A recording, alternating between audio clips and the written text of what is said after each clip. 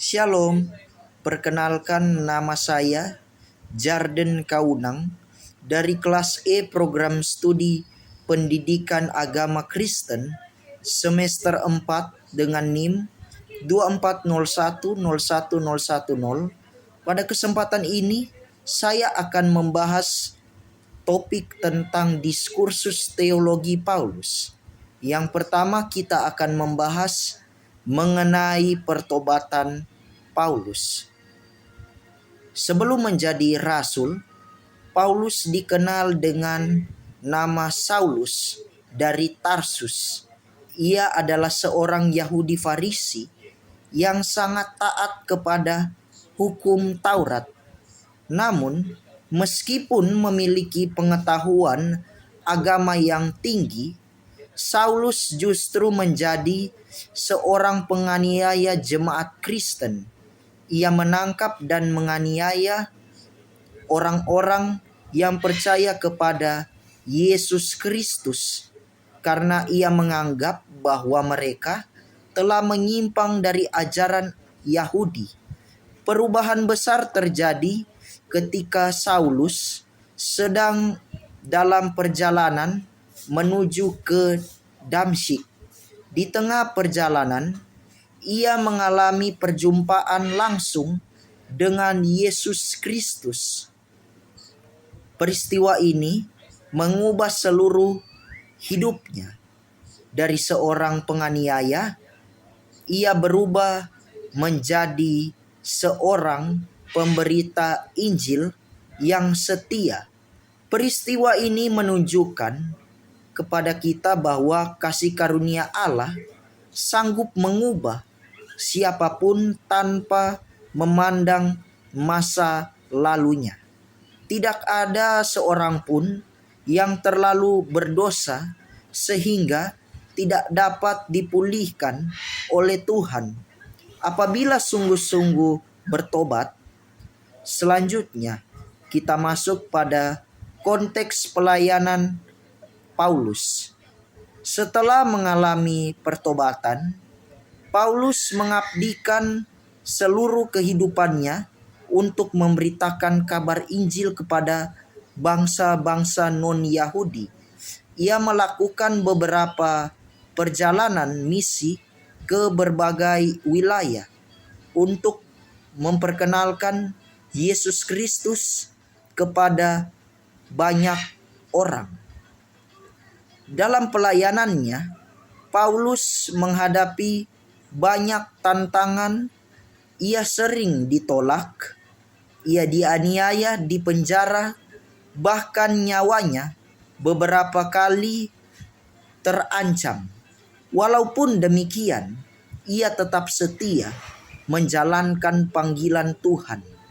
Hal yang menarik dari pelayanan Paulus adalah kemampuannya yang menyesuaikan cara penyampaian Injil dengan budaya dan keadaan masyarakat yang ia layani tanpa mengubah isi Injil itu sendiri. Dari sini kita belajar bahwa pemberitaan firman Tuhan harus tetap berpegang pada kebenaran, tetapi penyampaiannya dapat disesuaikan dengan kebutuhan pendengarannya. Berikutnya kita akan membahas mengenai teologi iman. Menurut Paulus, keselamatan diperoleh melalui iman kepada Yesus Kristus, bukan karena usaha ataupun perbuatan baik manusia. Iman berarti percaya sepenuhnya kepada Allah dan menyertai hidupnya sepanjang masa. Menjelaskan bahwa tidak ada manusia yang dapat memperoleh keselamatan melalui kemampuannya sendiri. Karena keselamatan adalah anugerah Allah.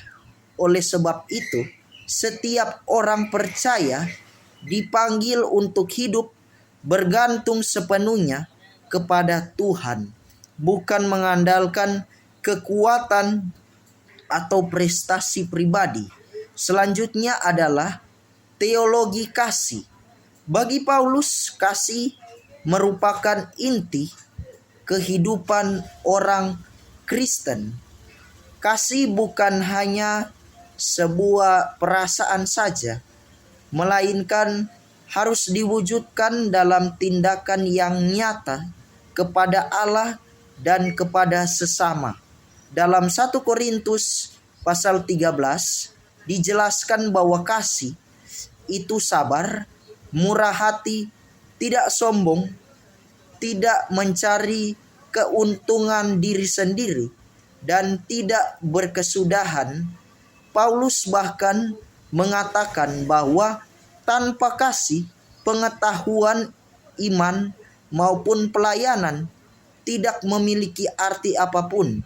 Karena itu, kasih harus menjadi dasar dalam setiap tindakan orang percaya, baik di dalam keluarga, gereja, sekolah, maupun masyarakat.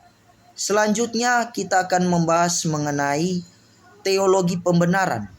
Menurut Paulus, mengajarkan bahwa manusia dibenarkan di hadapan Allah melalui iman kepada Yesus Kristus. Pembenaran bukanlah hasil usaha manusia, melainkan anugerah Allah yang diberikan kepada orang berdosa. Melalui pembenaran ini, hubungan manusia dengan Allah dipulihkan kembali. Ajaran ini juga mengajarkan kepada kita untuk hidup dalam kerendahan hati, karena kita diselamatkan bukan karena kebaikan kita sendiri, tetapi karena kasih karunia Tuhan. Berikutnya adalah kehidupan di dalam Kristus. Menurut Paulus, menjelaskan bahwa orang yang percaya kepada Kristus harus mengalami pembaruan hidup. Menjadi orang Kristen bukan sekadar memiliki identitas baru, tetapi juga mengalami perubahan karakter dan perilaku.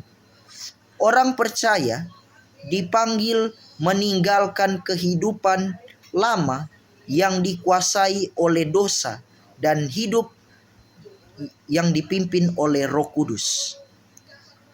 Perubahan tersebut harus terlihat dalam perkataan, sikap, maupun tindakan sehari-hari, seperti yang tertulis dalam 2 Korintus pasal 5 ayat 17. Jadi siapa yang ada di dalam Kristus, ia adalah ciptaan baru, yang lama sudah berlalu, sesungguhnya yang baru sudah datang.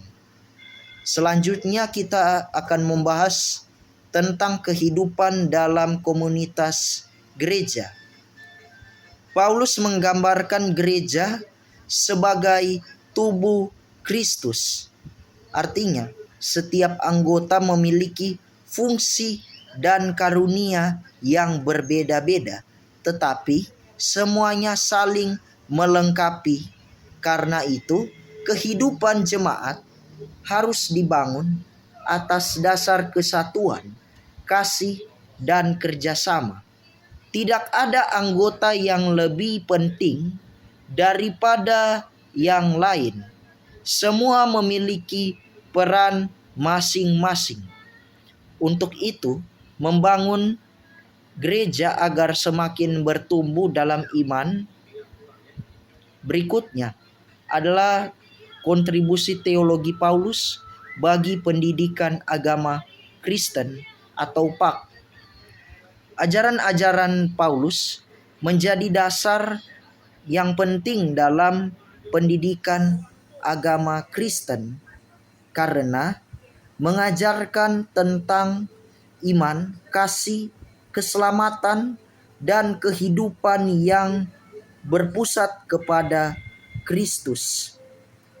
Melalui ajaran tersebut, peserta didik tidak hanya memperoleh pengetahuan, tentang Alkitab, tetapi juga dibentuk karakternya agar mampu menghidupi nilai-nilai Kristiani dalam kehidupan sehari-hari. Selain itu, Paulus juga memberikan contoh bagaimana menyampaikan Injil secara kontekstual. Hal ini menjadi inspirasi bagi guru PAK untuk mengajarkan firman Tuhan sesuai dengan kebutuhan dan perkembangan peserta didik tanpa mengurangi esensi kebenaran firman Allah. Yang terakhir adalah implementasi teologi Paulus dalam pendidikan agama Kristen. Dalam penerapannya, guru pendidikan agama Kristen tidak hanya bertugas mengajar saja, tetapi menjadi teladan bagi peserta didik. Guru perlu menunjukkan bahwa kehidupan yang dipenuhi iman, kasih, kejujuran, dan tanggung jawab. Nilai kasih harus diterapkan dalam hubungan dengan peserta didik. Sedangkan iman harus ditunjukkan melalui kehidupan yang konsisten. Dengan demikian, pendidikan agama Kristen tidak hanya menghasilkan peserta didik yang memiliki pengetahuan, tetapi juga memiliki karakter Kristus dalam kehidupan yang dijalani sehari-hari. Demikian pembahasan mengenai diskursus teologi Paulus. Melalui ajaran-ajarannya kita dapat belajar bahwa keselamatan adalah anugerah Allah yang diterima melalui iman kepada Kristus, diwujudkan dalam kasih serta dinyatakan melalui kehidupan yang terus diperbarui oleh Roh Kudus. Terima kasih. Kiranya Tuhan Yesus memberkati kita semua. Shalom.